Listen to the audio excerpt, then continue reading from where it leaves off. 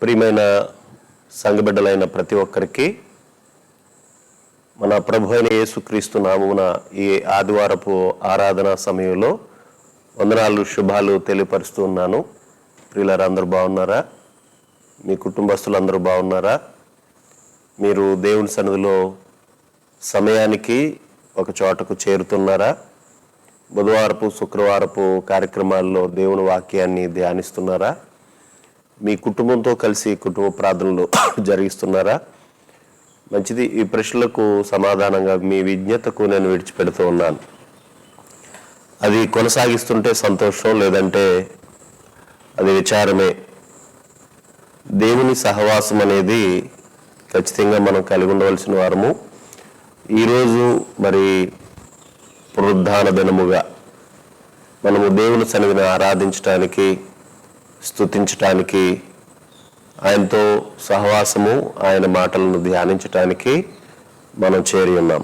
మీరందరూ మీ కుటుంబాల్లో చక్కగా ఒక చోటకు చేరి దేవుని సన్నిధిని, ఆయన సహవాసము కలిగుటకు ఒక క్రమశిక్షణ కలిగిన విధానంలో ఒక చోట కూర్చోవలసిందిగా ప్రేమపూర్వక కోరుతూ మనం ప్రార్థన పూర్వకంగా ముందుకు వెళ్దాము. మనం ప్రార్థన చేసుకున్న తర్వాత ఒక పాటను కలిసి చూస్తూ పాడుతూ 597వ పాట ప్రేమమయ యేసు ప్రభు అనే స్తుతి గీతాన్ని కలిసి పాడుతూ మనం ముందుకు వెళ్దాం. ముందుగా ప్రార్థన చేసుకుందాం. నాతో పాటు మీరున్న స్థలాల్లో తల వంచవలసిందిగా ప్రేమపూర్వకంగా కోరుతున్నాను. ప్రేమ కలిగిన తండ్రి, గడిచిన దినాలు నీ కృపాక్షేమములు మా వెంట వచ్చాయి నాయన. మేము నిన్ను అర్థం చేసుకోపోయినా, మేము నిన్ను సరిగా సహవాసము నీతో చేయలేకపోయినా, మా ప్రభువా మీరు మమ్మలను విడిచిపెట్టలేదు, మమ్మలను ఎడబాయలేదు, మమ్మలను మరిచిపోలేదు, మాకు సహాయం చేయకుండా మీరు ఆగలేదు. ఇశ్రాయేలీయులు నీ మీద తిరగబడిన, సనిగిన, అగ్ని మేఘ స్తంభాలను తీసివేయలేదు, మన్నాను కురిపించుట మానలేదు అన్నట్టుగా ప్రభువా నీవు మాకు ఆహారాన్ని ఇస్తూ, మాకు ఆరోగ్యాన్ని ఇస్తూ, ఆయుష్ను పెంచుతూ, కీడు నుండి, దుష్టుడైన శత్రువు నుండి, పొంచి ఉన్న ప్రమాదాల నుండి, నాయన ఆకలి దప్పుల బాధల నుండి మమ్మలను తప్పిస్తూ వచ్చారు. ప్రభువా నీ సహవాసము మరి చాలామంది కోల్పోయారు అనేది వారి జీవితం బట్టి, వారు నిలువెచ్చని స్థితిని బట్టి మాకు అర్థమవుతుంది. ఇలాంటి పరిస్థితుల్లో ప్రభువా మరలా నీ సన్నిధిని చేరటానికి, మేము మా కుటుంబాల్లో నిన్ను ఆరాధించడానికి, నీ మాటలు ధ్యానించడానికి, నిన్ను స్తుతించడానికి ఇచ్చిన మంచి అవకాశమును బట్టి స్తోత్రాలు తండ్రి. ఏ గృహంలో మరి ఏ బిడ్డ, ఏ కుటుంబంలో కలిసి వారు సహవాసం చేసి ఈ మరి ఛానల్ ఓపెన్ చేసుకుని నీ వాక్యం కొరకు వారు స్తుతించడానికి ప్రయత్నిస్తున్నారో ప్రతి బిడ్డతో, పెద్దలు, యవనస్తులు, పసిబిడ్డలు అందరితో మీ సన్నిధి ఉంచండి. నీ వాక్కుల ద్వారా మాట్లాడండి నాయన. ప్రతి బిడ్డను బలపరచండి. వారి ఆత్మీయ జీవితాలు చల్లారిపోకుండా, నాయన లోక సంబంధమైన వాటిలోనికి వెళ్ళిపోకుండా, ప్రభువు రాకడ కొరకు ఎదురు చూసేవారుగా, మరణంతో ఈ లోకాన్ని విడిచిపెట్టిన నీ సన్నిధికి రాగలిగే, నీ ముందు నిర్దోషులుగా, నిష్కలంకులుగా, పరిశుద్ధులుగా నిలబడగలిగే అర్హతను కోల్పోకుండా ఉండగలిగే వారుగా మమ్మల్ని అందరినీ బలపరచమని, ఈరోజు దినచర్య, ఈ ఆరాధన పరిచర్య అంతట్లో కూడా తోడుగా ఉండమని కోరుతూ క్రీస్తు నామాన ఈ ప్రార్థన అడుగుచున్నాము తండ్రి, ఆమేన్. దయచేసి 597వ పాట మనందరం కలిసి చూస్తూ పాడదాం. ప్రభువా నిన్నే స్తుతింతును ప్రభువా, ప్రేమమయా యేసు ప్రభువా నిన్నే స్తుతింతును ప్రభువా, అనుదినము అనుక్షణము, అనుదినము అనుక్షణము నిన్నే స్తుతింతును ప్రభువా, నిన్నే స్తుతింతును ప్రభువా, ప్రేమమయా యేసు ప్రభువా నిన్నే స్తుతింతును ప్రభువా, ప్రేమమయా యేసు ప్రభువా, నిన్నే స్తుతింతును ప్రభువా.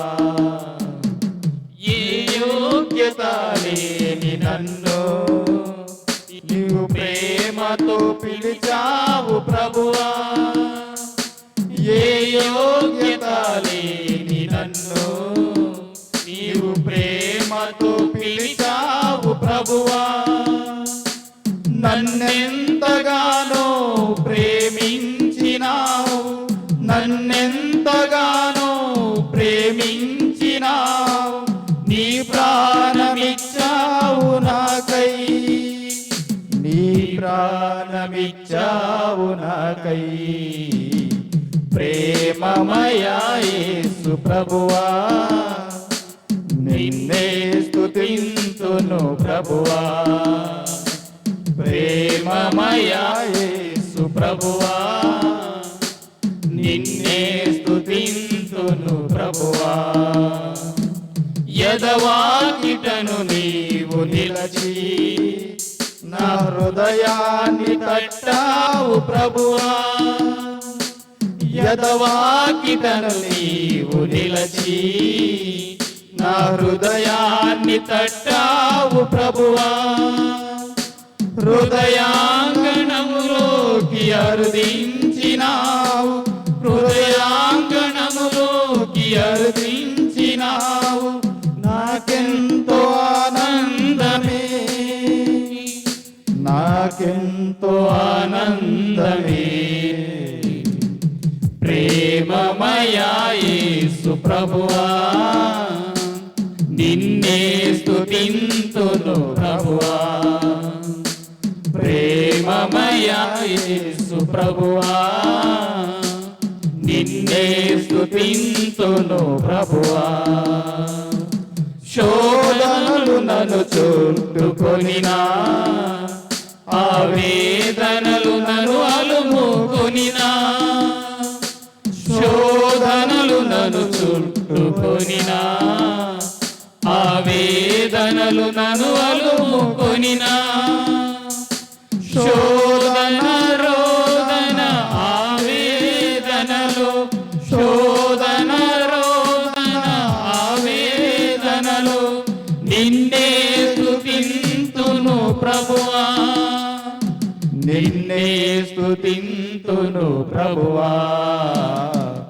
ప్రేమమయా యేసు ప్రభువా, నిన్నే స్తుతింతును ప్రభువా, ప్రేమమయా యేసు ప్రభువా, నిన్నే స్తుతింతును ప్రభువా. అనుదినము అనుక్షణము, అనుదినము అనుక్షణము, నిన్నే స్తుతింతును ప్రభువా, నిన్నే స్తుతింతును ప్రభువా. ప్రేమమయా యేసు ప్రభువా, నిన్నే స్తుతింతును ప్రభువా, ప్రేమమయా యేసు ప్రభువా, నిన్నే స్తుతింతును ప్రభువా.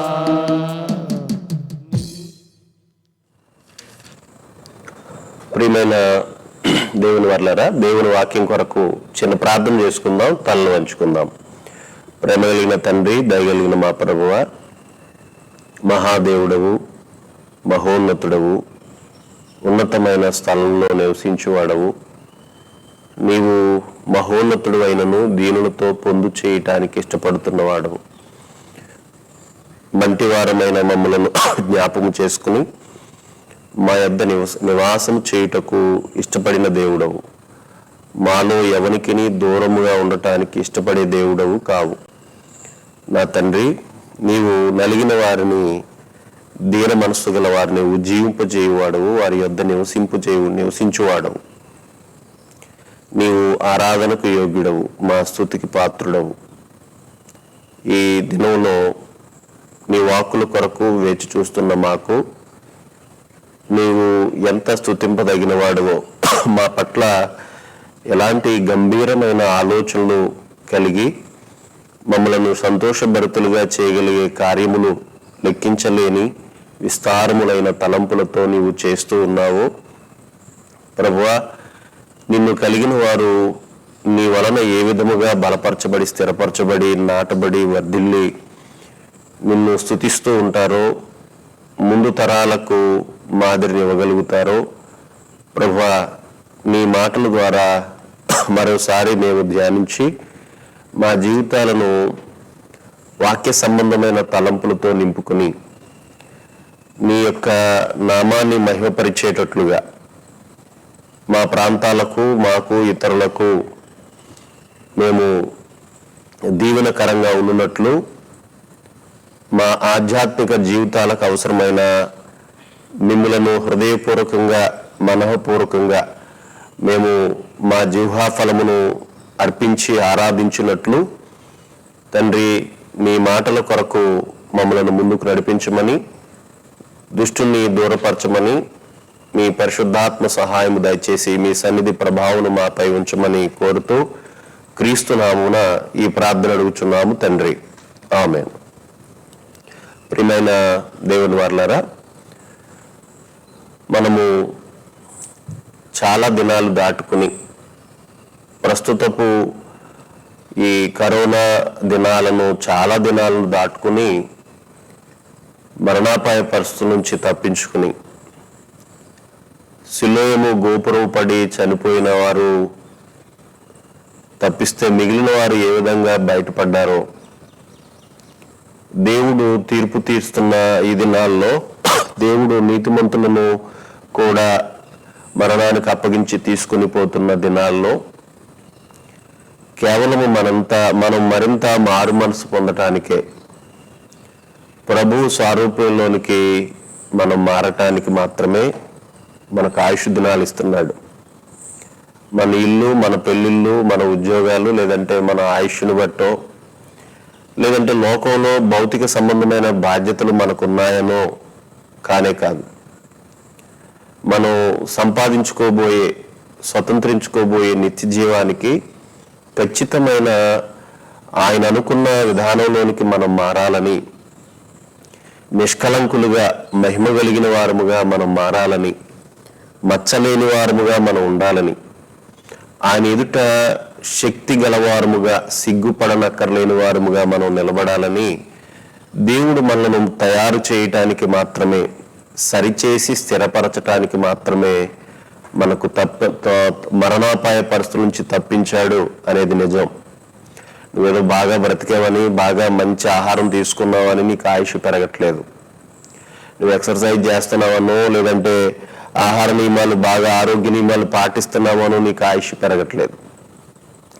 కేవలం ఆయన కృపతో మన దినాలను పొడిగిస్తూ ఆయన స్వరూపంలోనికి మారటానికి మాత్రమే, మారు మనసు పొందటానికి మాత్రమే, ఆయన కొరకు సిద్ధపడటానికి మాత్రమే, ప్రభు రాక కొరకు నువ్వు వేచి చూడడం దానికి మాత్రమే, ఆయన రాకడలో ఎత్తబడటానికి యోగ్యత నీలో రావటానికి మాత్రమే ఆయన నీకు ఆయుష్నిస్తున్నారు. ఇది మర్చిపోవద్దు.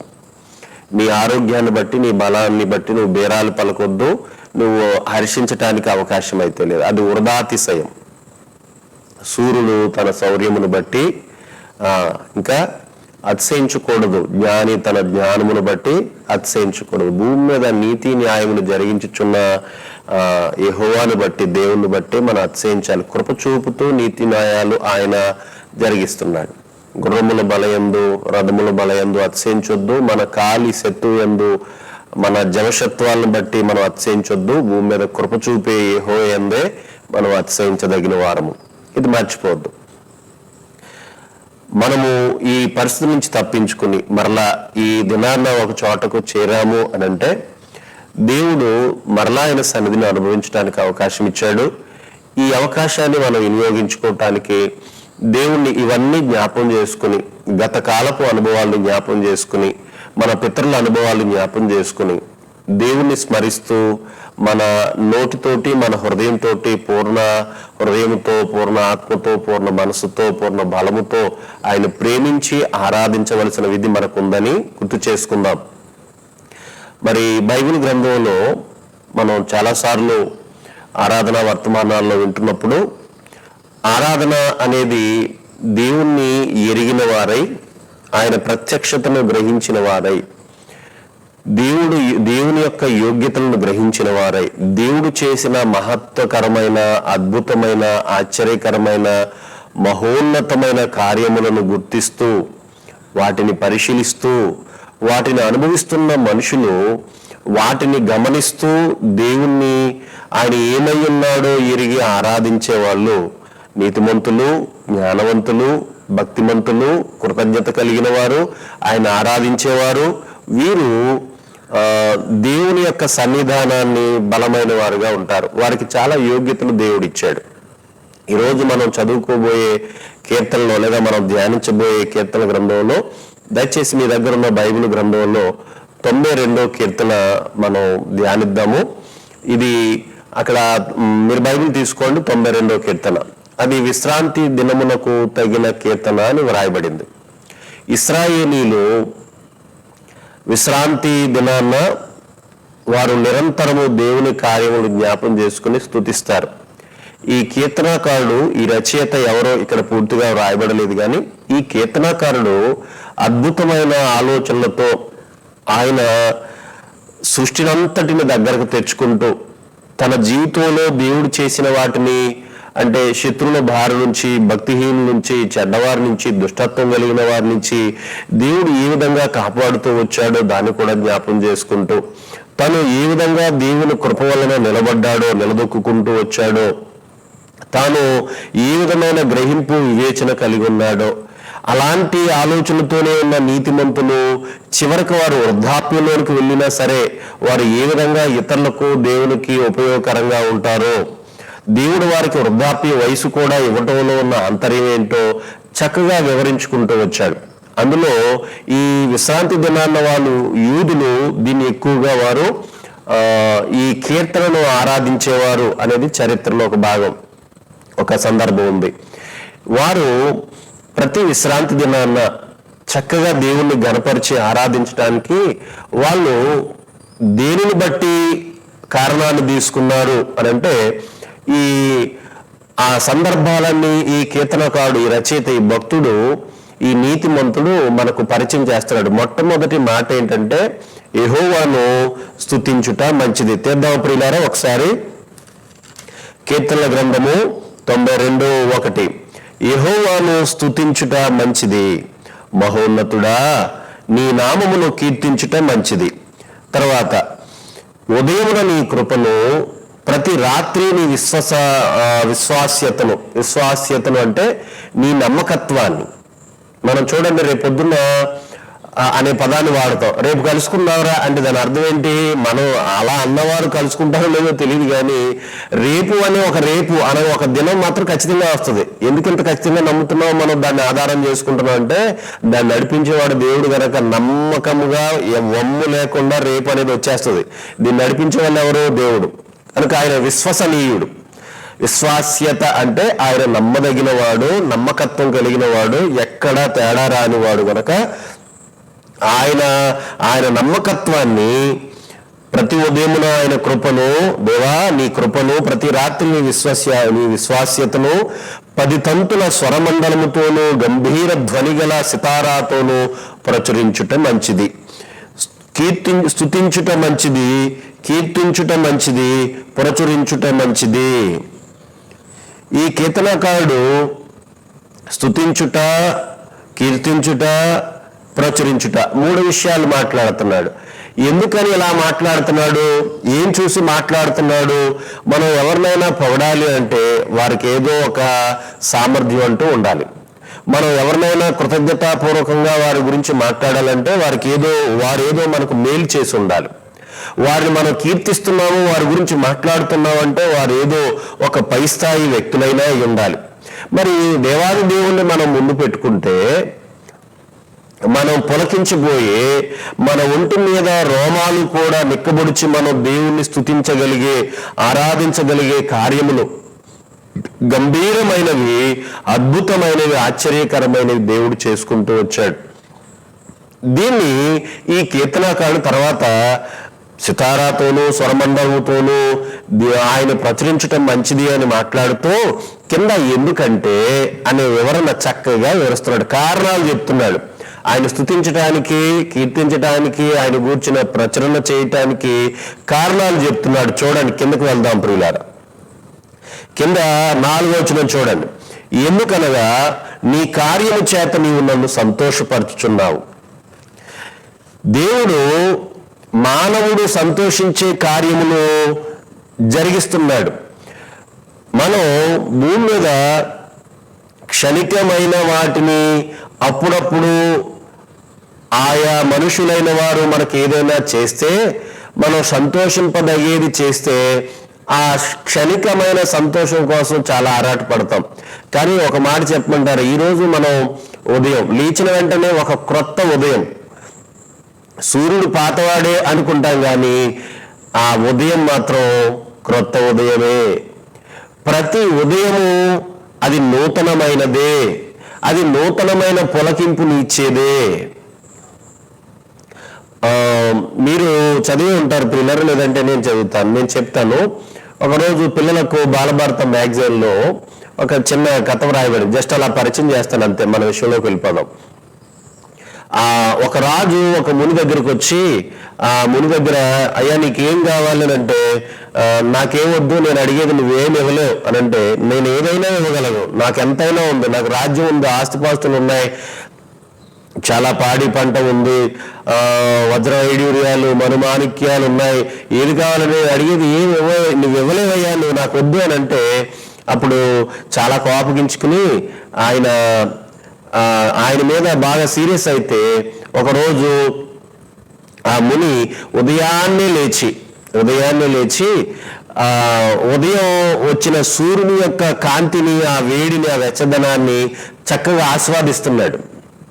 రాజు కోపంతో వచ్చి ఏమి ఇవ్వలేనయ్యా అంటే, సూర్యుని చూపించి ఆస్వాదించే ఆ గాలులను చూపి, ఆ వెచ్చదనాన్ని చూపి, ఇది నువ్వు ఇవ్వగలవా, ఇది నాకుంటే చాలు అని ఆ ముని సమాధానం చెప్తాడు. బాలభారతం మ్యాగజైన్లో వచ్చిన ఆర్టికల్ అన్నమాట ఇది. సరే, వాళ్ళు లోకపరంగా అలా ఆలోచించిన, మొత్తానికి ఇది నిజమే. ఎందుకంటే క్షణిక సంబంధమైన అశాశ్వతమైన వాటిలో పరిపూర్ణమైన సంతోషం లేదు, పైగా అది వెక్కసం అయిపోయే ప్రమాదం ఉంది. ఖచ్చితంగా వెక్కసం అవుతుంది. ఇది చరిత్రలో ఎప్పుడు మనకు నేర్పే బుద్ధి నేర్పే పాఠాలే. కానీ చూడండి, సృష్టిలో నువ్వు ఆస్వాదించే ప్రతి ఒక్కటి కూడా, మీరు బాగా ఆలోచించుంటారు, మనకు తొలకరి రాగానే వర్షంలోకి వెళ్ళాలని ఇప్పుడైతే రంపులు వచ్చి జ్వరాలు వచ్చి మనం వెళ్ళటానికి భయపడుతున్నాం. కానీ మన బాల్య దినాల్లోనికి వెళ్ళిపోతే, ఇప్పుడున్న పిల్లలకు అది పడే పరిస్థితి లేదు, మనుషుల్లో శరీరాలు మారిపోయాయి. మన బాల్య దినాలను మనం లెక్క వేసుకుని వెనక్కి వెళ్ళగలిగితే, తొలకరి వర్షం రాగానే ఆ 2 గంటల పాటు ఆ వర్షంలో ఆడుకున్న రోజులు మీరు ఆలోచించండి. ఈ సంతోషాన్ని, ఈ పులకరింపుని ఎవరు ఇవ్వగలుగుతారు? ఎవరు మనకు అందించగలుగుతారు? మనం మరలా వర్షాకాలం వెళ్ళిపోగానే, వర్షాకాలం త్వరగా కొంతకాలం వెళ్తుంటే, బాబు ఈ వర్షాలతో పడలేకపోతున్నాము, కొంచెం సూర్యుని వెలుతురిస్తే బాగుంటది, మా మీద ఎండ పడితే బాగుంటది అనుకుని శీతాకాలం కోసం ఎదురు చూస్తూ ఉంటాం. సూర్యుడు రాగానే ఆ సూర్యుని వేడిలోకి తొందరగా పరిగెడతాం. శీతాకాలం అనుభవించి చలి అనుభవించి, బాబు ఎప్పుడు ఎండాకాలం వస్తుందని మనం ఆలోచిస్తాం. ఎండాకాలం కోసం ఎదురు చూస్తూ ఉంటాం. మళ్ళీ ఎండాకాలం రాగానే వర్షాకాలపు పులకరింపు కోసం ఎదురు చూస్తూ ఉంటాం. మనతో భూమి, నేల, అన్ని పక్షులు అన్ని విధంగా ఎదురు చూస్తాయి. ఇవన్నీ ఎవరిస్తారు? ఈ కార్యములన్నీ ఎలా జరిగిస్తారు? ఈ సంతోషాన్ని మనకు ఎవరిస్తారు? మీరు బైబిల్ గ్రంథంలోకి వెళ్దాం. దేవా, నీ కార్యము చేత నేను ఎందుకు స్తుతిస్తాను, అది నాకు మంచిది, ఎందుకు నేను కీర్తిస్తాను, ఎందుకు నేను ప్రచురిస్తాను, అది మంచిది అని ఎందుకు అంటున్నాడంటే, నీ కార్యము చేత నన్ను సంతోషపరుస్తున్నావు, నేను సంతోషంగా ఉండటానికి నీ కార్యములే అని ఆయన చెప్తున్నాడు. చూడు, ఆయన మనల్ని సంతోషభరితులుగా చేసే కార్యాలు బైబిల్ గ్రంథంలో చాలా ఉన్నాయి. కొన్ని విషయాలు మనం మాట్లాడుకుందాం.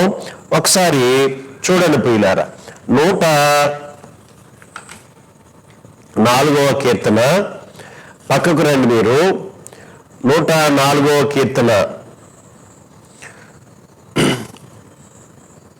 104వ కీర్తన మీరు ఆ మొదటి వచనం నుంచి చివరి వరకు చదువుతుంటే, దేవుడు సృష్టి కార్యములు, భౌతిక సంబంధం అంటే భూగోళ సంబంధమైన కార్యములు, జీవరాశులకు సంబంధించిన కార్యములు, మనుషులకు సంతోషాన్ని ఇచ్చే కార్యములు ఆయన జరిగిస్తూ ఉన్నాడు.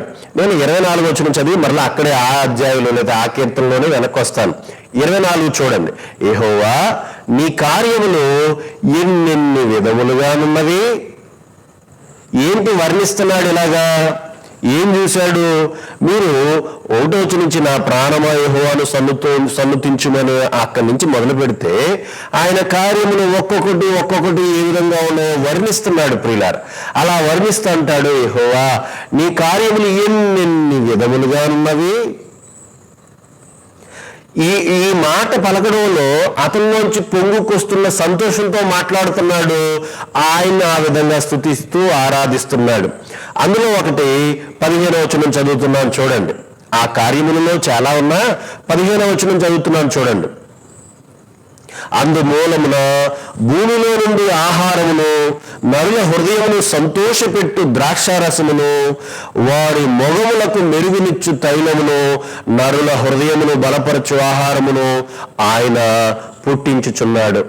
ఆయన కార్యములలో ఒకటి ఆ పైన కింద ఇంకా వేరే వేరే కీర్తనలోను ఇంకా వేరే వేరే గ్రంథాల్లో, మనం బైబిల్ గ్రంథాల్లో ఉన్న పుస్తకాల్లో చదివితే ఆయన కార్యములు ఎంత అద్భుతంగా ఉంటాయో, ప్రశంసనీయమైనవి.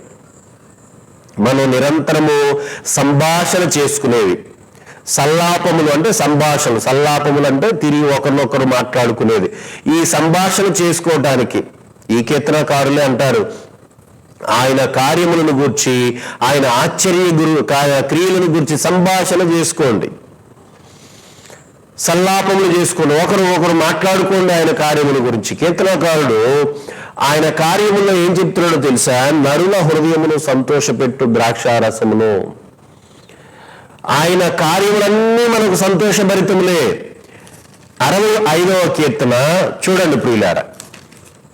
65వ కీర్తన ఈ మాటను చదువుదాము. ఆయన మనల్ని సంతోషంగా చేయడానికి చేసే కార్యములు ఈ విధంగా ఉన్నాయి ప్రియులారా. చూడండి 8వ వచన భాగాన్ని చదువుతున్నాను నేను. 8వ వచన భాగాన్ని, దేవుని కార్యములలో ఈ కీర్తనకారుడు ఈ దావీదు ఈ మాట చెబుతున్నాడు. ఉదయ సాయంత్రముల ఉత్పత్తులను నీవు సంతోషభరితములుగా చేయుచున్నావు. చూడండి, ఆయన ఆ కిందంతా చదువుకుంటూ వెళ్తే అసలు 13వ వచనం కూడా చదువుతున్న, పచ్చిక పట్లు మందలను వస్త్రము వలె ధరించి ఉన్నవి. మీరు మనం గొర్రెలు కాస్తున్నప్పుడు మీరు సరిగా చూసారో లేదో, ఈ తొలకరి వర్షంలో ఊడుపులకు ముందు లేదంటే వేసవి కాలంలో కూడా కాస్తంత పచ్చిక ఉన్న చాలల్లో బాగా గొర్రెల మందను, గొర్రెల కాపరులు, గొల్లలు తీసుకుని వెళ్తూ ఉంటారు. అవి చూస్తున్నప్పుడు ఎలా ఉంటాయో తెలుసా? మందలుగా పచ్చికను భుజిస్తూ ఉంటాయి. ఎప్పుడైతే సస్యశ్యామలంగా లోయలన్నీ నిండిపోయినాయో, ఆ కప్పబడి ఉన్నాయో, ఆ పచ్చిక పట్లు ఎక్కడైతే ఉన్నాయో మందలు ఏం చేస్తారో తెలుసా? కప్పుకుంటాయి. ఆ పచ్చికలను ఈ మందలుగా ఒక వస్త్రంలా కప్పబడతాయి. ఎందుకో తెలుసా? పచ్చిక చూడగానే గొర్రెకు ఎనలేని సంతోషం, ఆనందం. మీరు బైబిల్ గ్రంథాన్ని చదువుతున్నప్పుడు పర్వతాల మీద గొర్రెల మందలు తీసుకుని వెళ్తారు వాళ్ళు.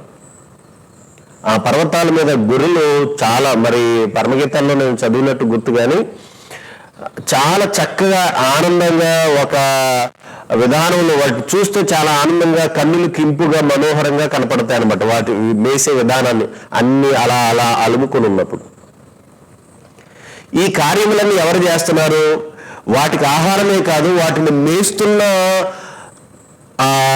ఆ మేస్తున్న వాటిని చూసే వ్యక్తి కూడా సంతోషిస్తున్నాడు. అందుకే ఇలా మాట్లాడుతున్నాడు. ఈ ఉదయ సాయంత్రాల్లో ఆయన మార్పు చేర్పులు, భూమి యొక్క కార్యములు ఆయన మార్పు చేర్పులు చేస్తుంటే అవన్నిటిని అనుభవిస్తున్న ఆ వ్యక్తులతో, జంతువులు, జీవులతో పాటుగా మనిషి వాటిని చూసి ఆస్వాదిస్తున్నాడు. ఇక్కడ ఇంకొకటి చెప్పమంటారా? రోమపత్రులు మనకు బాగా తెలుసు. ఆయన దేవత్వము, ఆయన నిత్యశక్తి, ఒక మాట వెళ్దాము. నేను తర్వాత చెప్దాం అనుకున్నాను కానీ ఇక్కడ గుర్తొచ్చింది కనుక నేను మాట్లాడుతున్నాను. రోమపత్రిక 1వ అధ్యాయము 18, 19 వచనాల్లో కింద క్షమించండి 19, 20 వచనాల్లో, ఎందుకనగా దేవుని గూర్చి తెలియ సత్యమైనది ఏదో అది వారి మధ్య విషదమై ఉన్నది. ఎలాగా? దేవుడు వాటిని బయట పెట్టాడు. ఎలాగంటే ఆయన అదృశ్య లక్షణములు అనగా ఆయన నిత్య శక్తియు దేవత్వమును జగదుత్పత్తి మొదలుకొని సృష్టింపబడిన వస్తువులను ఆలోచించుట వలన తేటబడుచున్నవి. మీకు అర్థమవుతుందా ప్రియులారా? సృష్టి కార్యములు చూస్తుంటే సృష్టిలోని వస్తువులంటే మనుషులు చేసినవి కాదు, దేవుడు చేసినవి.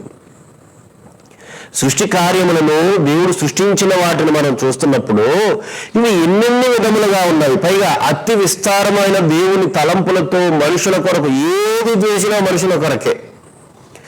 దానికి సింపుల్ ఎగ్జాంపుల్ చెప్తాను. మీరు ఏ కష్టాన్ని అనుభవించినా, ఏ బాధ అనుభవించినా, ఎలాంటి తీవ్రమైన ఆలోచనలు చేసినా మీ బిడ్డల కోసమే చేస్తారు. అక్కడక్కడ ఉంటారులేండి, నోటికి కోటుకు ఒకడు ఉంటాడు, ఆడి కోసం తప్ప ఆవిడ కోసం తప్ప ఇంకెవరి కోసం ఆలోచించరు వీళ్ళు. బిడ్డలు వీధిని పడిపోయినా వీళ్ళు పట్టించుకోరు. వీళ్ళ సోకు ఏందే, వీళ్ళ అందం ఏందే, వీళ్ళ తిండి ఏందే, వీళ్ళ భోగం ఏందే, వీళ్ళ దరిద్రం ఏందే, వీళ్ళ తిరిగిపోతున్నవి ఏందే, అది మగోడు కానీ ఆడదు కానీ కానివ్వండి. ఇక వీళ్ళెవరూ పట్టించుకోరు. అది నోటికి కొట్టుకుంటారు. వాళ్ళు వదిలేయండి, వాళ్ళ పనికిమాలను దౌర్భాగ్యులు, వాళ్ళకి దరిద్రం, వాళ్ళ కర్మ, వాళ్ళ శిక్ష వాళ్ళు అనుభవిస్తారు. ఇక మనం ఏం చేయలేం. కానీ ఒక మంచి తండ్రి, ఒక మంచి తల్లి, వారు ఎప్పుడూ తన పిల్లల కోసం ఆలోచిస్తారు. అలాగని ఇక్కడ దేవుడి గురించి ఆలోచించొద్దని కాదు సుమా, నేను న్యాయం చెప్తున్నాను. దేవుడు చేసినా మన కోసమే, ఆలోచించినా మన కోసమే, దేవదూతలను పంపించినా మన కోసమే, వాక్యాన్ని వ్రాయించినా మన కోసమే, సేవకులను పంపించినా మన కోసమే, తన కుమారుడైన యేసుక్రీస్తును చంపుకున్నది మన కోసమే, పరలోకాన్ని చేసింది మన కోసమే. అందుకనే పౌలు అంటాడు, మన దేహం ప్రభు నిమిత్తము, ప్రభు మన నిమిత్తమే. ఎంత చక్కని మాట మాట్లాడతాడో. మనం ఆయన ఆరాధించడానికి ఏదైనా ఆయన మొహమాట పడిపోయాడా, ఆయన ఏదైనా కరువాసిపోయాడా ఏంటా, లేకపోతే మనం ఆరాధించకపోతే ఆయన మహిమే లేదా, ఈ విధమైన తలంపులతో చాలా మంది దౌర్భాగ్యులు ఉంటారు. వాళ్ళని మనం ఏమనొచ్చంటే కింద చెప్పేశాడు. అలాంటి గుర్తించని గ్రహించని వ్యక్తుల గురించి ఈ కీర్తనకారుడు కింద మాటల్లో చెప్పాడు. నేనైతే నీ కార్యములను బట్టి, నీవు నన్ను సంతోషపరిచే కార్యములను బట్టి నేను నిన్ను స్తుతిస్తాను. ఆరాధన భావంతో మాట్లాడుతున్నాడు. అయితే నేను వాళ్ళ గురించి తర్వాత చెప్తాను. ఇంకా నేను ఉత్సహిస్తున్నాను అంటున్నాడు. దేన్ని బట్టి అంటే 4వ వచనంలో చివరి మాట, ఆ కింద మాట, నీ చేతి పనులను బట్టి నేను ఉత్సహించుచున్నాను. దేవా, నీ చేతి పనులను బట్టి నేను ఆయన చేతి పనులు ఏమున్నాయి చెప్పండి? ఆకాశము ఆయన చేతి పని, ఆయన కార్యములన్నీ గంభీరమైనవన్నీ కూడా ఆయన చేతి పనులే. ఆయన చూడండి 126:3, ఒకసారి 24 కూడా వెళ్దాం. 104:24 చూసి తర్వాత మనం ముందుకు వెళ్దాం. చూసాం కదా అది, మనం క్షమించండి. 126:3లో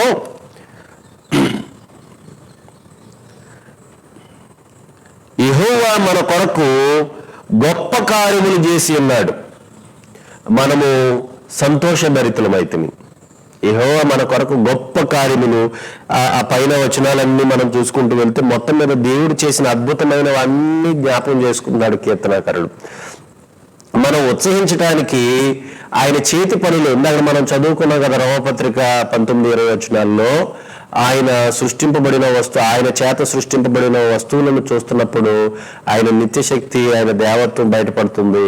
మనం ఆయన చేసే ప్రతి దానిని మనం జ్ఞాపం చేసుకుంటే ఉత్సహించే అంత గొప్ప కార్యములు దేవుడు చేస్తున్నాడు. అది శారీరక సంబంధమైన పరిస్థితులే కానివ్వండి, సృష్టి సంబంధమైన పరిస్థితులే కానివ్వండి, ఇంకా చెప్పాలంటే ఆత్మ సంబంధమైన కార్యములే కానివ్వండి, మనం ఉత్సాహాన్ని కనబరిచే పరిస్థితులు, కార్యములు దేవుడు చేస్తున్నాడు. ఇవన్నీ ఆలోచించుకుంటూ వచ్చి చివరికి ఆ కింద వచనాల్లో చూడండి, ఆయన ఆ కార్యములో వర్ణనిస్తున్నాడు. ఆ కార్యముల గురించి ఆయన వర్ణనిస్తున్నాడు.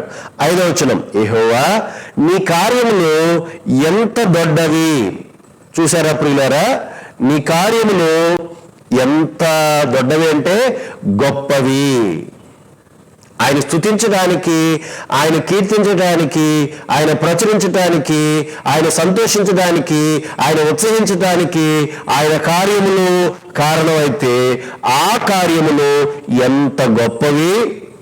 ఆ తర్వాత ఆ కార్యములు చేసిన దేవుని ఆలోచనలు ఎంతో గంభీరమైనవి. ఒకసారి 40వ కీర్తనలోకి వెళ్దాము. ఆ తర్వాత మనం రోమాపత్రికలోనికి వెళ్దాం. అక్కడ కూడా చాలా అద్భుతమైన విషయాన్ని పౌలు గారు చెప్పి, అమ్మో ఆయన మనం అడుగుజాడలు పట్టలేమే అని మాట్లాడతాడు. 40వ కీర్తన 5వ వచనాన్ని నేను చదువుతున్నాను. యెహోవా నా దేవా, నీవు మా ఎడల జరిగించిన ఆశ్చర్య క్రియలను, మా ఎడల నీకున్న తలంపులను బహు విస్తారములు, వాటిని వివరించి చెప్పేదననుకుంటున్నా అవి లెక్కకు మించి ఉన్నవి. నీకు సాటి అయిన వాడు ఒకడునో లేడు. అతి విస్తారమైన ఆలోచనలు దేవుడు. అలా అయ్యా ఆ ఆలోచనలు ఎలాంటివంట? గంభీరమైనవి. మనం సృష్టిలో ప్రతి దాని గురించి ఆలోచిస్తున్నప్పుడు అసలు మనం అంత లెక్క, అంత లోతు మనం ఇంకా ప్రయాణం చేయలేదు. కానీ మన స్థాయిలో మనం ఆలోచించిన, మనం వర్ణింపలేని కార్యములు దేవుడు చేస్తూనే గంభీరమైనవంటే అసలు మనం సహజంగా చెప్పుకునేవి కాకుండా పెద్ద పెద్ద కేకలు వేసుకుని లోతైన భావాలతో ఆయన స్తుతించగలిగే గంభీరమైన కార్యములు దేవుడు చేస్తున్నాడు. ఆత్మీయంగా కూడా పౌలు మాట్లాడుతూ రోమీయులకు రాసిన పత్రిక 11వ అధ్యాయంలో పౌలు ఇశ్రాయేలుల గురించి, అన్ని జనులైన మన గురించి, దేవుడు చేసిన రక్షణ కార్యం గురించి మాట్లాడుతున్నాడు ప్రియులారా. అలా చెప్పి అమ్మో దేవుడు ఎంత లోతైన గంభీరమైన ఆలోచనలతో మనం ఏమాత్రము గ్రహించలేని, ఆయనను అడుగు పట్టలేని, లేదంటే ప్రయాణించలేని దూరమైన లోతైన కార్యములు దేవుడు చేశాడు అని ఆహా అనే పదాన్ని ఆయన మాట్లాడుతున్నాడు ప్రియులారా. 11వ అధ్యాయము 33వ వచనం పైన ఆ వచనాల్లో ఏమని మాట్లాడాడంటే, ఇశ్రాయేలీయులను అవిధేయులుగా ఉన్న వారిని అవిధేయత స్థితిలో బంధించాడు, అన్ని జనులైన వారు కూడా అవిధేయులుగా ఉంటే వారిని బంధించాడు. అవిధేయులుగా ఉన్న వారిని అవిధేయత స్థితిలో ఎందుకు బంధించాడంటే అందరి మీద కనికరం చూపించాలని. ఆయన చెప్తున్న మాటల్లోని సారం ఇది. అందరి మీద కనికరం చూపించాను, నా కనికరం కూడా వీళ్ళకి అర్థం కావాలి. నేను శిక్షించడానికి ముందు వారి మీద కనికరం ఎలా చూశానో, వారిని చంపి నరకానికి పంపించే ముందు నేను నా కొడుకుని ఏ విధంగా చంపుకున్నానో, వారి మీద కనికరం ఎలాగో తెలియపరిచానో. మన ఇదే పత్రిక మనం చదువుకుంటాం కదా 3వ అధ్యాయంలో, కరుణాధారముగా యేసుక్రీస్తును మనల్ని నీతిమంతులుగా చేయడానికి ఆయన బయలుపరిచాడు అని ఉంటది అక్కడ.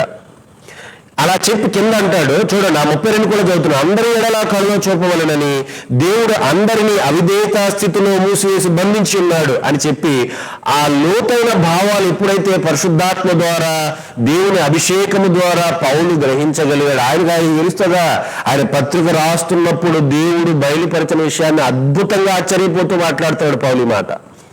కొన్నిసార్లు మాట్లాడుతున్నప్పుడు నాకు కూడా చాలా ఆశ్చర్యం వేస్తుంది, చాలా హృదయం పొంగిపోతుంటుంది. ఎందుకంటే కొన్నిసార్లు మనం మాట్లాడుతున్నప్పుడు సిద్ధపరచబడిన విషయం కంటే సిద్ధపరచబడిన విషయాన్ని మాట్లాడుతున్నప్పుడు దేవుడు ఎంత లోతైన ఆలోచనలు దేవుడు బైబిల్ గ్రంథంలో పెట్టాడా, ఇంత ఆలోచన మన గురించి ఆలోచించాడా, ఇన్ని కార్యములు మన కొరకు దేవుడు జరిగించాడా, ఎంత ప్రేమను మన మీద ఆయన కనబరిచాడా అని చాలా సంతోషంతో హృదయం అంతా నిండిపోతుంది ప్రియులారా. ఆ పత్రిక రాస్తున్నప్పుడు పౌలు గారు అదే తన్మయత్వంతో పరిశుద్ధాత్మ చేత అభిషేకింపబడి అంటాడు. ఉన్నట్టుండి ఆ మాట చూడండి ఎలా మాట్లాడుతున్నాడు, ఆహా అనే పదాన్ని వాడాడు. మన 92వ కీర్తనలో ఆయన మాట్లాడేటప్పుడు, ఆయన పాడేటప్పుడు, దేవుని గురించి పాడేటప్పుడు కూడా ఆ భావంతోనే వ్యక్తం చేశాడు. ఆయన స్తుతిస్తుంటే, ఆయన స్తుతించి ఇవన్నీ చూస్తుంటే నీ కార్యములు ఎంత గొప్పగా ఉన్నవి, ఆహా నీ కార్యములు గంభీరములు కదా అవి ఎన్నెన్నో విధములుగా ఉన్నవి కదా, అవి అతి గంభీరమైనవి కదా నీ ఆలోచనలు అని దేవుని ఆలోచనలకు ప్రత్యక్ష సాక్ష్యంగా చూస్తూ దేవుని కార్యములను బట్టి ఆలోచిస్తూ గంభీరమైనవని గంభీరంగానే సితారాతోనే స్వరమండలముతోనే ఆయన్ని స్తుతిస్తున్నాడు ఈ వ్యక్తి పౌలు. ఆహా 33వ వచనం, ఆహా దేవుని బుద్ధి జ్ఞానముల బాహుల్యం ఎంతో గంభీరము, ఆయన తీర్పులు శోధింపనెంతో అసత్యములు, ఆయన మార్గములెంతో అగమ్యములు అని చెప్పి కిందేమంటారు తెలుసా, మనం అడుగు జాడలు పట్టడానికి కూడా అసత్యమే, మనం పట్టుకోవడానికి కూడా మన వల్ల కాదు. అందుకని దేవుడు ఏం చేస్తాడంటే ఆయనే తెలియపరుస్తాడు. ప్రియులారా, మీకు ఏమనిపిస్తుందో, డబ్బు లేదని, ఆహారం లేదని, వస్త్రం లేదని, నివాసం లేదని, అవసరాలు తీరలేదని చాలా చిన్న మనస్సుతో దేవుని యొక్క ఔన్నత్యాన్ని తగ్గించి సందేహించే మాట్లాడేంత స్థితికి దిగజారకూడదు. ఎంత కీర్తనాకారుడు వెళ్ళాడో చూశారు. ప్రియులారా, గమనిద్దాము. ఇతను ఒక నీతిమంతుడిగా మనం చెప్పుకోవచ్చు. ఇతను దేవుని కార్యములను పరిశీలించి స్తుతించి ఆరాధించేవాడు. కానీ అదే కీర్తనగాడు కిందకు వచ్చేటప్పుడు అంటాడు, ఆయన స్తుతి ఆరాధన లేని, కృతజ్ఞతా భావం లేని, దేవుని కార్యములు గ్రహింపు వివేచన లేని వారి గురించి మాట్లాడుతున్నాడు. 6వ వచనం, పైన అంత గంభీరమైనవి, ఆయన కార్యములు దొడ్డవి, ఉత్సహింపదగినవి, స్తుతింప కీర్తింప ప్రచురింపదగినవి అని చెప్తే కానీ వాటిని ఏమీ పట్టించుకోరండి ఈ దౌర్భాగ్యులు. వాళ్ళ గురించి మాట్లాడుతున్నాడు చూడండి. పశుప్రాయులు వాటిని గ్రహింపరు, అవివేకులు వాటిని వివేచింపరు. వేటిని? గంభీరమైన ఆయన ఆలోచనలను, తర్వాత గొప్పవైన దొడ్డవి అయిన ఆయన కార్యములను, సంతోషభరితములుగా ఉత్సహించదగే కార్యములను దేవుడు చేస్తే, తన ఆలోచనలతో చేస్తే, అతి విస్తారమైన, లెక్కకు మించిన, ఇసుక కంటే ఎక్కువైన, లెక్క పెట్టలేనన్ని విస్తారమైన తలంపులతో, గంభీరమైన తలంపులతో ఆయన కార్యములు జరిగిస్తే వాటిని గ్రహింపరట, వాటిని వివేచింపరట. ఎవరు వాళ్ళు? పశుప్రాయులు. ఇక్కడ నేను ఒక మాట చెప్తాను, మీరేమనుకోకూడదు. పూర్వం చదువుకోలేని వాడిని విద్య లేని వాడు ఎంత పశువు అన్నారు.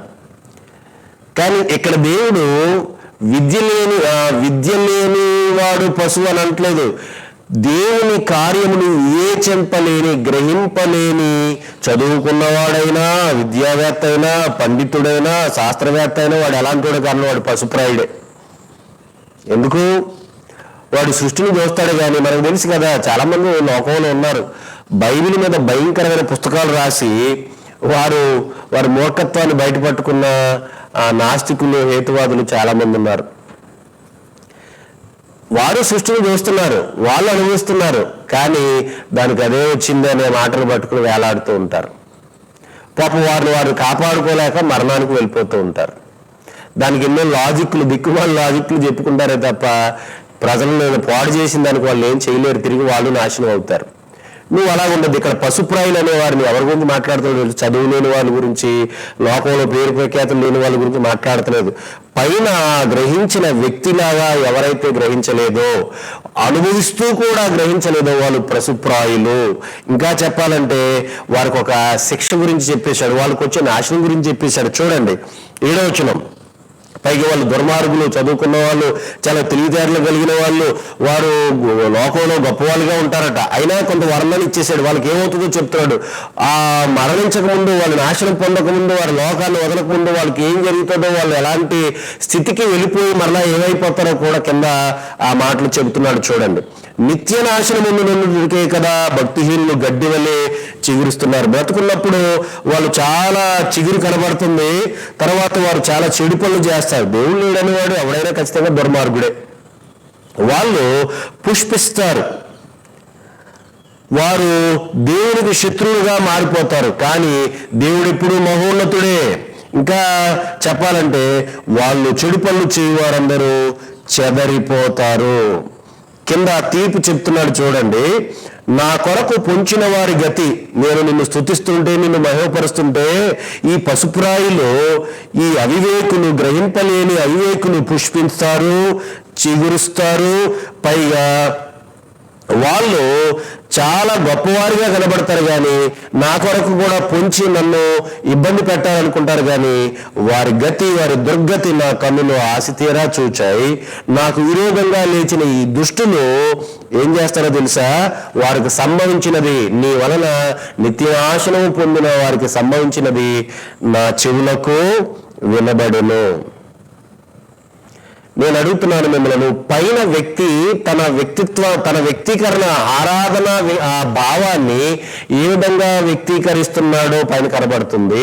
వాటిని యోచించని పశుప్రాయులు ఏ విధంగా పుష్పించవచ్చు, చిగురించవచ్చు, చెడు పనులు చేస్తూ వాళ్ళు గొప్పవాళ్ళుగా అనిపించవచ్చు. కానీ వారి గతి దుర్గతి అనే వారి లిస్టులో, లేదా దేవుణ్ణి ఆరాధించే జాబితాలో, లేదా పుష్పించిన గడ్డి వలె మాడిపోయే, చిగిరించినా మాడిపోయే వారి జాబితాలో నువ్వు ఉన్నావు. పశుప్రాయుల జాబితాలో, గ్రహింపలేని వారి జాబితాలో నువ్వు ఉన్నావో, లేదా ఆయన స్తుతించి ఆరాధించే జాబితాలో ఉన్నావో ఒకసారి నువ్వు గమనించు.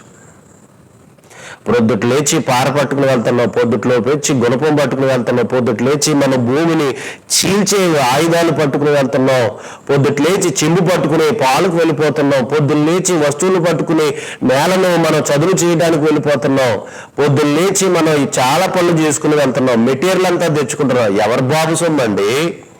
ఎవరి సొత్తు అండి ఇది? ఎవరిస్తున్నారు దీన్ని?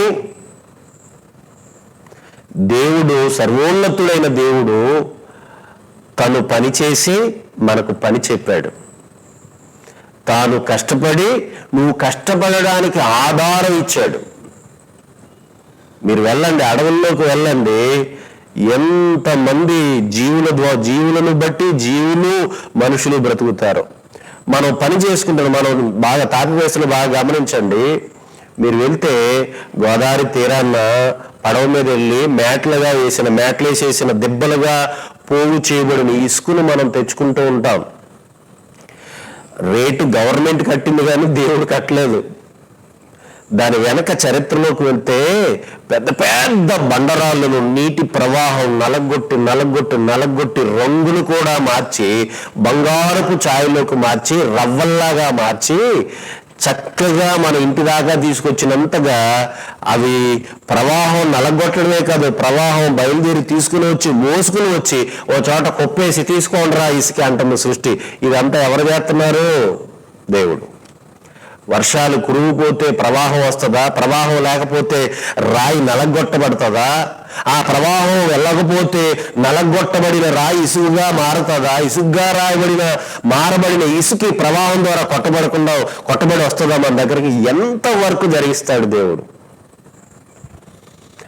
ఎక్కడ ప్రవాహం నీళ్లు మన ఇంటి దగ్గరకు వచ్చి, మన చేలల్లోకి వచ్చి, నేలను చదును చేసి మెత్తను చేసి, ఆ మెత్తను చేసిన దాన్ని మనం విత్తనాలు నాటేటట్టుగా చేసి, దేవుడు భూమిలో కూడా ఎన్నో వర్క్ చేసి, పైనుంచి ఋతువులను మార్చి, సూర్యునిచ్చి, చంద్రునిచ్చి, గాలునిచ్చి, భూమికి సారాన్నిచ్చి, ఏంటండి దేవుని కార్యములు? ఎన్నిటిని బట్టి నువ్వు జ్ఞాపం చేసుకో. దేవా, భూమిని జ్ఞాపం చేసుకో, జీవుని జ్ఞాపం చేసుకో, పక్షులు జ్ఞాపం చేసుకో, జంతువులు జ్ఞాపం చేసుకో, సృష్టి కార్యములను జ్ఞాపం చేసుకో. వీటిని వివేచించడానికి నీకు ఎంత ఆలోచన వస్తుంది? వీటన్నిటిని గమనించవా? కంచం దగ్గర తినడమేనా? కనీసం ప్రార్థన చేస్తున్నావా? కంచం దగ్గర తినగానే అంటే సరిపోతుందా? కంచం దగ్గర కూడా నీకేమైనా అర్థమవుతుందా? మీరేమనుకోవద్దు ప్రియులారా, మీకు ఎంత కావాలంటే అంత తిని, కానీ మీరు ఏమనుకోవద్దు. నేను బాగా కొంచెం రఫ్గా మాట్లాడితే మీకు ఎలా తెలియాలని అంటున్నాను. ఎంత మింగుతావు కానీ దాని దగ్గర కూర్చొని దేవుణ్ణి స్తుతించే ఆ చిన్న స్తుతి మాట కూడా నీకు రాకపోతే నువ్వు అసలు మనిషివేనా? దేవుడు ఎంత స్తుతించవచ్చు? ఆ స్తుతి కీర్తన లేని మనిషిని దేవుడు అంటున్నాడు, లేదా ఆ వ్యక్తి అంటున్నాడు పశుప్రాయుడు, వాడు భక్తిహీనుడు, వాడు దుష్టుడు, వాడు చెడు పనులు చేస్తున్నాడు, వాడు చిగురిస్తాడు, పుష్పిస్తాడు, కానీ దుర్గతి పడుతుంది. వాడు భక్తిహీనుడు, వాడు నిత్యనాశనం పొందుతాడు. తీర్పు చెప్పేస్తున్నాడు కీర్తనకారుడు. కానీ ఆ పై వచనంలో, ఆ పై మాటల్లో కీర్తనాకారుడు ఎంత ఉత్సాహంతో సంతోషంతో దేవుని కీర్తించాడో వారు నీతిమంతులుగా చెప్పి కింద ఆ నీతిమంతుల గురించి చెబుతూ తన కీర్తన ముగించాడు. నీతిమంతులకు జరిగేదాన్ని చెబుతూ తన కీర్తన ముగించాడు. కిందకి వెళ్దాం. 12వ వచనం నుంచి 15వ వచనం వరకు ధ్యానం చూసుకుని మనం ముగించుకుందాం. చూడండి ప్రియులారా, నీతిమంతులు 12వ వచనం, నీతిమంతులు ఖర్జూర వృక్షము వలె మూలు వేయుదురు. చూడండి చక్కగా ఎంత బాగుందో. మీరు ఎప్పుడైనా ఖర్జూర పళ్ళు తిన్నాం కదా, ఎన్ని తెచ్చుకుంటాం మనం. రకరకాలుగా వాటిని తెస్తారు. ఎంత ఆరోగ్యమో చూసారా ప్రియులారా. ఆ దౌర్భాగ్యుడు రాధా మనోహర్ దాస్ అంటాడు, అది బైబిల్ నేను ఆలోచిస్తున్నాను, చాలా నవ్వుకున్నాను అతని గురించి. ఎందుకంటే అక్కస అలా కక్కుకుంటారు లేండి. ఎడారి మతం అంట, ఎడారి దేశాల్లో పుట్టిన మతం అంట. మరి ఎక్కడి నుంచి తెచ్చుకుంటున్నారు ఇవన్నీ నువ్వు? ఎన్ని అక్కడి నుంచి మనకు ఆ ఎడారి దేశాల్లోనే పండిన పంట అంతా మనం షిఫ్ట్ చేసుకుని మనం తెచ్చుకుని బాగా తింటున్నాం కదా. మన వాళ్ళు పెట్టుకెళ్తారు, మనం తెచ్చుకుంటాం. దేవుడు చక్కగా పెట్టాడు. అన్నీ మన దగ్గర దొరకవు, అన్నీ మన ప్రాంతాల్లో దొరకవు. దేవుడు అక్కడక్కడ పెట్టాడు. కొన్ని ఎడారి మతం అని చెప్పుకున్నాడు, అది చాలా సుభిక్షమైన దేశం. దాని గురించి వివరణ చాలా ఉంది బైబిల్ గ్రంథంలో. పాలు తేళ్లు ప్రవహించే దేశం అంటే ఈ దౌర్భాగ్యుడు అంటాడు, ఎడారి దేశం అంటాడు. ఎన్ని తెచ్చుకున్నావు. ఖర్జూర చెట్లు ఇసుక ప్రాంతాల్లో ఆ వేళ్ళు కిందకంటా తన్నుకుంటాయి. పొరల్లో ఉన్న నీటి వాసన తీసేసుకుంటా ఉంటాయి. అసలు ఎంత ఎడారిలో పెరగడం అంటే చూడండి ప్రియులారా. ఆ ఖర్జూర చెట్టు మీరు చూసారో లేదో, అవి గొడ్డు చెట్ల గురించి మాట్లాడతలేదు ఇక్కడ దేవుడు. మువ్వు వేస్తాయి. మువ్వు వేస్తే దాని అర్థం ఏంటి? మనం తాటి మువ్వు లేదంటే మన ఏరియాలో చూడండి కొబ్బరి మువ్వు తింటూ ఉంటాం మనం. మువ్వు వేసిందంటే దాని అర్థం ఏంటి? ఖచ్చితంగా నీకు ఫలాలు ఇస్తుందని అర్థం. అది గొడ్డు చెట్టు కాదు, అది కాయ లేని చెట్టు కాదు, నిన్ను తృప్తిపరిచే చెట్టు. ఖర్జూర వృక్షం గురించి మాట్లాడుతున్నాడు. దాన్ని పోల్చి బైబిల్ గ్రంథంలో నీతివంతులను లేదంటే దేవుని కొరకు ఫలభరితంగా ఉండేవారిని వృక్షాలతో పోల్చాడు దేవుడు.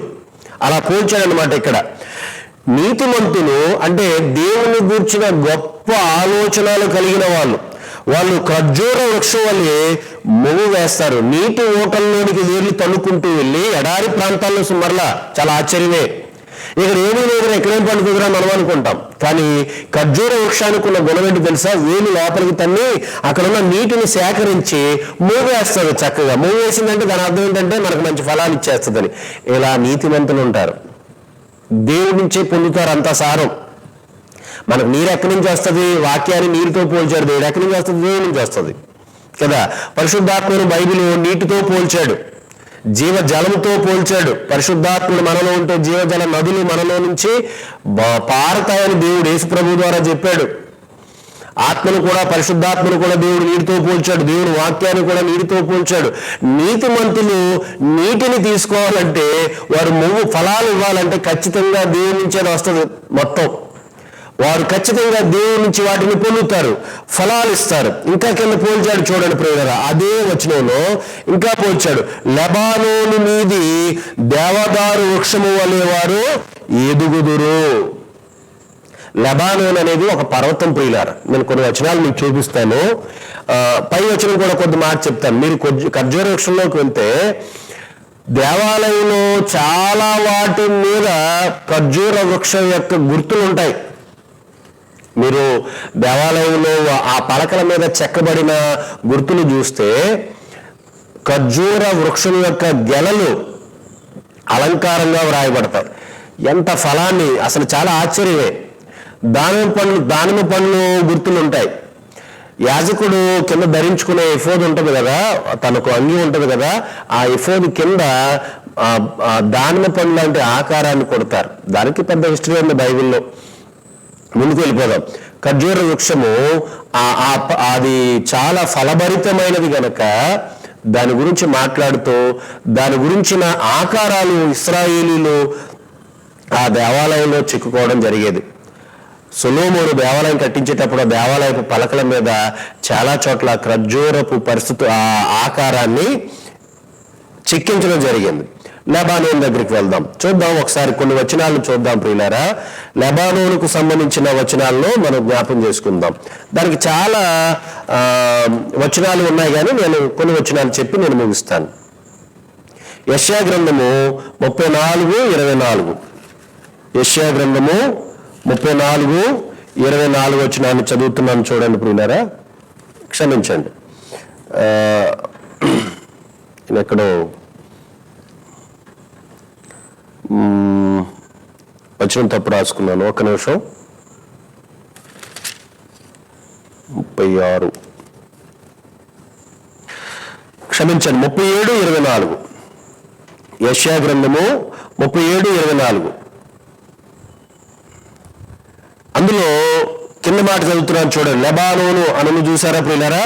లెబానోను పార్శ్వములకు ఎక్కి ఉన్నాను, అంటే పర్వతం అది. లెబానోను పార్శ్వములకు ఎక్కి ఉన్నాను, ఎత్తుగల దాని దేవదారు వృక్షములను అని మాట్లాడుతున్నాడు. దేవదారు వృక్షాలు మీరు చూస్తే చాలా ఎత్తుగా పెరుగుతాయి, కొన్ని పదుల అడుగులు ఎత్తుగా పెరుగుతాయి. వాటి ఆకారం చూస్తే, నేను రాత్రి సెట్ చేసిన వాటిని, అసలు దేవుడు దీన్ని ఎందుకు ఇంత గొప్పగా వర్ణించాడని చూస్తే, మీరు ప్రియులారా దాన్ని చూస్తే ఆ చెట్టు త్వరలో మనిషి చక్కగా పడుకోవచ్చండి, అంత వెడల్పైన చెట్లు. డేవిడ్ లివింగ్స్టన్ ఆఫ్రికా ఖండానికి వెళ్తున్నప్పుడు కొన్ని చెట్లు అక్కడ చూసేవాడు, అవి కూడా చాలా విస్తారమైన చెట్లు, టేపుతో కోల్చుకునేవాడు ఆయన. దాన్ని పరిశీలన చేస్తూ నదీ ప్రయాణం కోసం, మిషనరీల యొక్క ప్రయాణాలకు చాలా మార్గాన్ని సిద్ధం చేసి ఉంచాడు డేవిడ్ లివింగ్స్టన్ గారు. అక్కడ చాలా చెట్లు పెంచేవాడు. ఇలాగే మీరు లెబానోను పర్వతం మీద దేవదారు వృక్షాలను చూస్తే ఎత్తుగా పెరుగుతాయి, చాలా ఎత్తుగా పెరుగుతాయి. ఇంకా లెబానోనుకున్న గుణం ఏంటంటే, చూడండి, యెహెజ్కేలు గ్రంథము 31, యెహెజ్కేలు గ్రంథము 31వ అధ్యాయము 3వ వచన భాగాన్ని చదువుతున్నాను, చూడండి ప్రియులారా. 31:3. అష్షూరీలు లెబానోను దేవదారు వృక్షమైనట్లుండిరి, దాని కొమ్మలు శృంగారములు. మీరు దీన్ని సెట్ చేసి కొడితే అసలు అది చాలా చాలా అందంగా ఉంటుంది. ఆ చెట్లు ఒలివ చెట్టు లాగా అందంగా ఉంటుంది. ఒలివ చెట్టు ఒక స్థాయిలో ఉంటుంది, కానీ లెబానోను చాలా విశాలమైన కొమ్మలు విరుచుకుంటుంది అన్నమాట. ఆ కొమ్మలు చూస్తే మనకు చాలా ఆనందంగా ఉంటుంది. మీరు ఎప్పుడైనా మన ప్రాంతాల్లో ఆ చెట్లు కానీ, మీరు మర్రి చెట్లు కానీ, చింత చెట్లు కానీ, ఇంకా కొన్ని చెట్లు చూస్తే, వేప చెట్లు కానీ, కొమ్మలు చూస్తున్నప్పుడు చాలా అందంగా ఉందని మనం ఆస్వాదిస్తాం. లెబానోను కొమ్మలు చాలా అద్భుతంగా ఉంటాయి, చాలా విస్తారంగా, అది చాలా కైవారం ఉంటుంది అనమాట. టేపెట్టు కొలిస్తే కొన్ని 10 అడుగులు వచ్చేటట్టుగా ఉంటాయి, బాగా పెద్ద వృక్షాలు. చెట్టు త్వరలోకి వెళ్ళి చక్కగా కూర్చోవచ్చు, పడుకోవచ్చు, అంత విశాలంగా ఉంటుంది అనమాట. అంత బలమైన, విస్తారమైన, అందమైన, ఎత్తైన చెట్లు దేవదారు చెట్లు. నీతిమంతులను పోలుస్తూ దేవుని అంటి పెట్టుకుని ఉండే వ్యక్తిని గురించి మాట్లాడుతూ లెబానోను దేవదారు వృక్షం వల్లే వాళ్ళు ఎదుగుతారు, చాలా గొప్పగా ఉంటారు. ఇంకా లెబానోనుకున్న గుణం ఏంటంటే, హోషేయ గ్రంథము 14వ అధ్యాయము, క్షమించండి, చూడండి, 14వ అధ్యాయం 5-6 వచనాల్లో నేను 6వ వచనం చదివేస్తున్నాను, లేదంటే 5 కూడా చదువుతాను. చెట్టునకు మంచి ఉన్నట్లు నేను అతని గుందును, తామర పుష్పం పెరిగినట్లు అతను అభివృద్ధి నుండి, లెబానోను పర్వతము దాని వేళ్లు తన్నునట్లు వారు తమ వేళ్లు తన్నుదురు. అతని కొమ్మలు విశాలముగా పెరుగును. ఒలీవ చెట్టునకు కలిగిన సౌందర్యము ఆ లెబానోను మీద ఉండే ఆ దేవదారుకి కలుగును. లెబానోనుకున్నంత సువాసన అతనికి ఉండును. పైగా లెబానోను మీద ఈ దేవదారు చూడండి, మీరు కొన్ని చెక్కలు భలే వాసన వస్తాయి, వడ్ర మేస్తులు బాగా తెలుస్తూ ఉంటాయి. వాసన బట్టి వాళ్ళు చెక్కను కనిపెడుతూ ఉంటారు, పలానా చెక్క అని చెప్పేస్తారు. లెబానోను పర్వతం మీద చాలా చాలా మంచు పడుతూ ఉంటుంది. హెర్మోను పర్వతం మీద కూడా చాలా మంచు పడుతూ ఉంటుంది. లెబానోను గురించి చాలా వర్ణన కూడా బైబిల్లో ఉంది. లెబానోను పర్వతం మీద విస్తారమైన చెట్లు ఉంటాయి. ఆ విస్తారమైన చెట్లు చాలా అందంగా కనబడతాయి. పైగా ఆ లెబానోను పర్వతంలో ఉన్న వృక్షాలు బట్టి సువాసన వచ్చేస్తూ ఉంటుంది. ఎత్తైనవి, విశాలమైనవి, అందమైనవి, తర్వాత బలమైనవి, తర్వాత సువాసన ఇచ్చేవి. నీతిమంతులు పోలుస్తూ ఈ వృక్షాన్ని పోలుస్తున్నాడు ప్రియులారా. ఇంకా నేను మీకు ఇలా చెప్తాను ప్రియులారా, ఇక్కడ రాయబడినట్టు పర్వతం అనేది చాలా రాతితో ఉంటుంది కదా, కానీ రాతి పొరల్లో కూడా బలమైన వేలు పనుకుంటుంది. ఇది దాని వేలు ఎంత గట్టిగా చూడండి. మీరు కొండ మీద కొన్నిసార్లు ఏంటి కొండ మీద ఎలా పెరుగుతున్నాయంటే వాటికి ఉన్న బలం అలాంటిది. లెబానోను పర్వతం మీద ఈ దేవదారు యొక్క చెట్లు వ్రేళ్ళు చాలా రాతి పొరలోకి తన్నుకుంటూ వెళ్తున్నాయండి. చూడండి, మరి అంత గట్టిగా పైకి పెరగాలంటే కింద పొరల్లోకి ఎంత గట్టిగా వెళ్ళాలో చూడండి ప్రియులారా. ఇంత చక్కని చెట్టుతో వృక్షంతో పోలుస్తున్నాడు. ఫలభరితాన్నేమో ఖర్జూర వృక్షంతో పోలుస్తున్నాడు. వాళ్ళు మూవ్ వేస్తారు, వాళ్ళు ఫలాన్ని ఇస్తారు, పైగా బలంగా ఎదుగుతారు. దేవదారు మాలను చూపిస్తూ, దేవదారు వృక్షాన్ని చూపిస్తూ, లెబానోను పర్వతం మీద దేవదారు వృక్షాన్ని చూపిస్తూ ఎత్తుగా ఎదుగుతారు, విశాలంగా అందంగా ఉంటారు, బలంగా ఉంటారు, సువాసన ఇస్తారు, వారు అందంగా ఉంటారు. ఇంత వర్ణన ఇచ్చాడు. ఇదంతా ఎవరి కొరకు? దేవుని కార్యములు, దేవుని యొక్క ఉత్సాహ సంతోషములు ఇచ్చే దేవుని యొక్క ఆలోచన గురించి వివేచించి గమనించి స్తుతించి కీర్తించే నీతిమంతుల గురించి పోలుస్తున్నాడు ఆయన. ఇది భక్తిహీనుల గురించి, చిగిరించి ఎండరాగానే మాడిపోయే భక్తిహీనుల గురించి మాట్లాడతలేదు ఆయన. చూడండి, ఇంకా వీళ్ళకు ఈ నీతిమంతులు ఇంత గొప్పవారైతే ఇంకా చెప్పాడు. చూడండి, 92వ కీర్తనలోకి వచ్చేసేయండి ప్రియులారా. మన ముగింపులోకి వెళ్ళిపోతున్నాం. 92వ కీర్తనలోకి వెళ్తున్నాం. చూడండి మరలా ఏం చెప్తున్నాడో దేవుడు.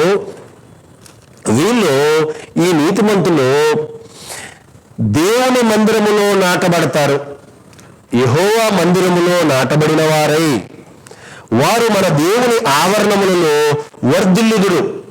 ఇక్కడ ఆగుదాం ప్రియుల. నాటబడ్డం అంటే ఏంటి చెప్పండి?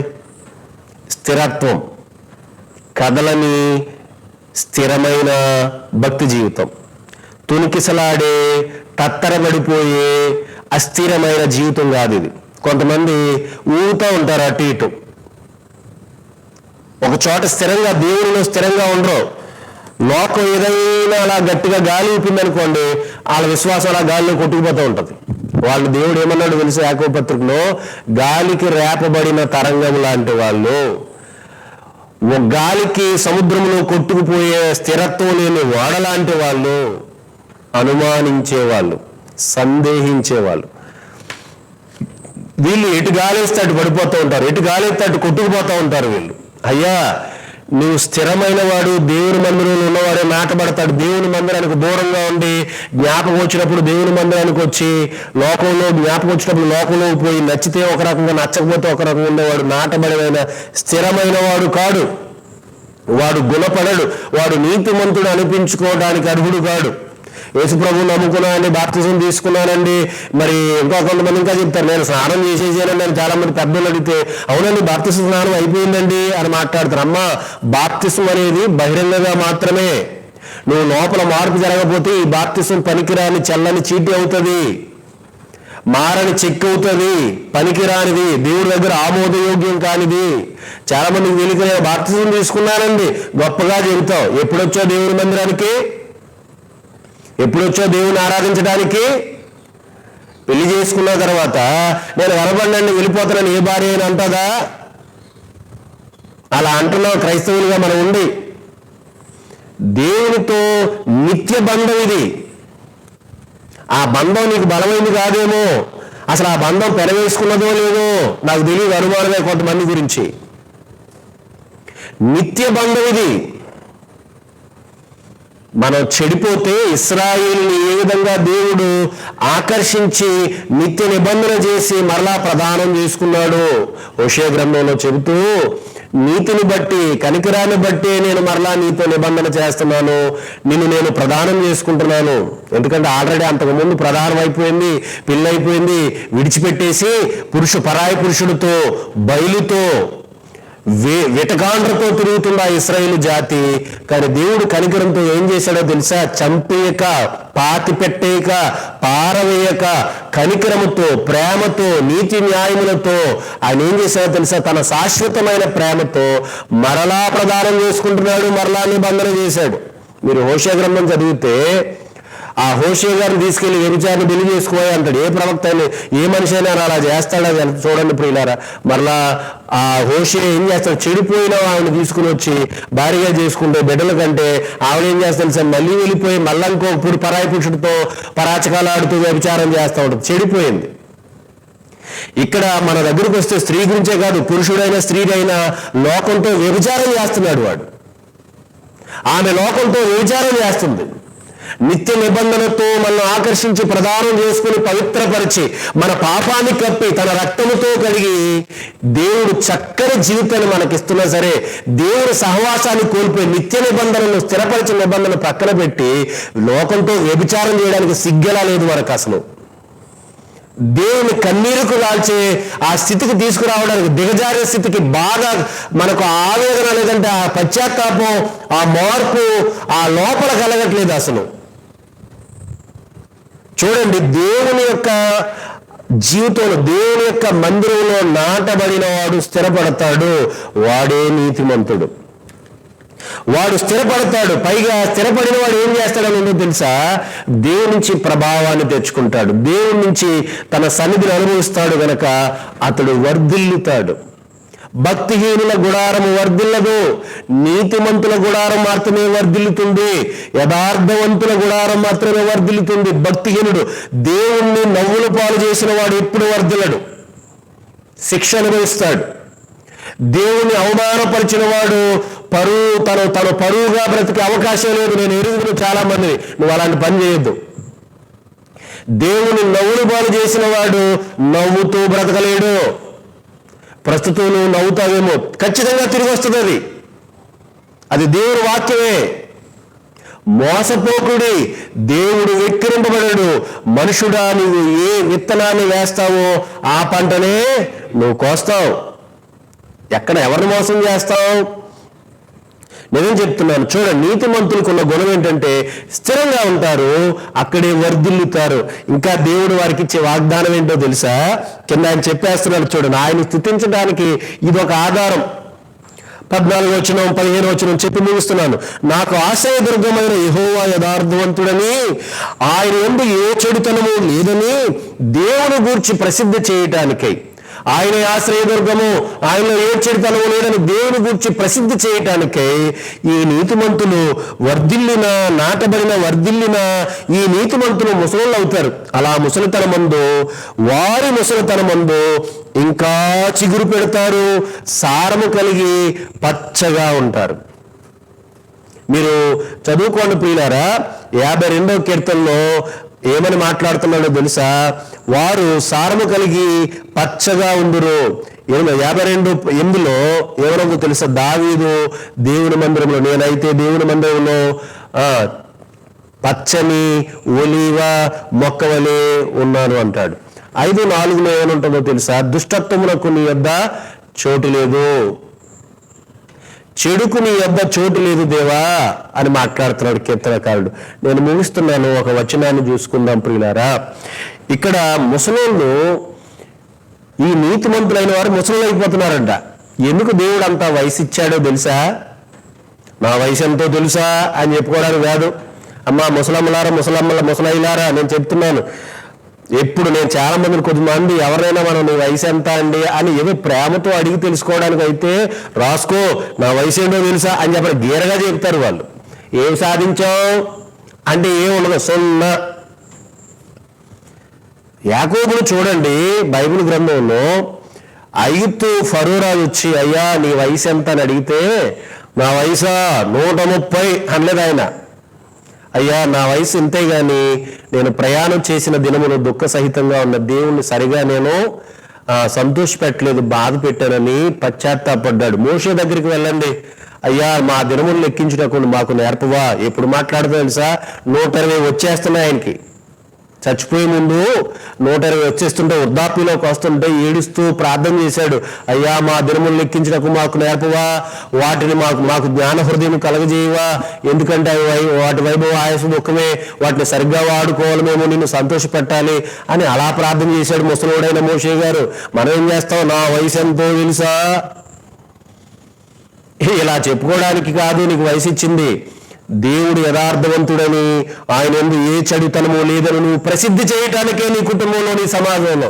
అందుకే దేవుడు నిన్ను నీతిమంతుడిగా అంటాడు, అందుకే వయసు ఇచ్చాడు. నీతిమంతులు స్థిరులై వర్ధిల్లి వారు ముసలి వయసులో కూడా ఏం చేస్తారంటే, ఎందుకు చిగురు పెడుతున్నారు, ఎందుకు పచ్చగా ఉన్నారంటే దేవుడి గురించే. ఇతర తరాలకు, మిగిలిన తరాలకు దేవుడు గొప్పతనాన్ని ప్రసిద్ధి చేయటానికే దేవుడు పచ్చగా వారిని ఉంచాడు. నీతిమంతులు కనుక వారికి వయస్సును చక్కగా ఆయన ఇస్తూనే ఉన్నాడు. నేను ముగింపులోకి వెళ్తున్నాను. చెప్పనాసక్యము కాని సంతోష భరితులమై మనం ఆనందించటానికి దేవుడు చేసిన ఒక అద్భుత రక్షణ విమోచన కార్యము చదివి నేను ముగిస్తాను ప్రియులారా. పేతురు గారు రాసిన మొదటి పత్రిక 1వ అధ్యాయము 19వ వచన భాగాన్ని, 9వ వచన భాగాన్ని నేను చదువుతున్నాను, చూడండి ప్రియులారా. ఎన్నో శ్రమలు, ఎన్నో ఇబ్బందులు, ఇనుపు కొలిమి, శోధనలు వస్తుంటే పేతురు గారు వారికి ఉత్తరాలు రాస్తూ, యాత్రికులుగా చాలా చోట్ల చెదిరిపోయిన విశ్వాసులకు రాస్తూ, ఆయన మీరు పరీక్షలకు చాలా బాధపడుతున్నట్టున్నారు, కానీ మీ విశ్వాసం ఇంకా గొప్ప అవుతుంది, శుద్ధపరచబడుతుంది కనుక మీకు ఒక సంతోషం లోనుంది. దీన్ని బట్టి చూడండి, 8-9 కలిపి వచనాలు ఉన్నాయి, చదివి ముగిస్తాను. మీరు ఆయనను చూడకపోయినను ఆయన కనులారా ఆయనను ప్రేమించుచున్నారు.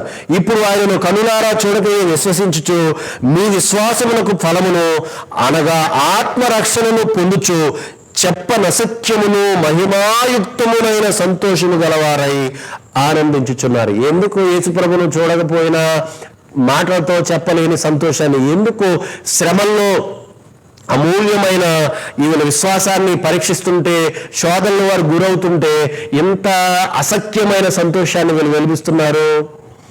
వారు నూతన జన్మలోనికి, ఆ పై మాటలో మీరు చదివితే, విశేష కనికరము చొప్పున మనల్ని జన్మింప చేసిన యేసుప్రభుని బట్టి, లేదా దేవుని కనికరాన్ని బట్టి, దేవుని రక్షణ కార్యాన్ని బట్టి వాళ్ళు సంతోషిస్తున్నారు.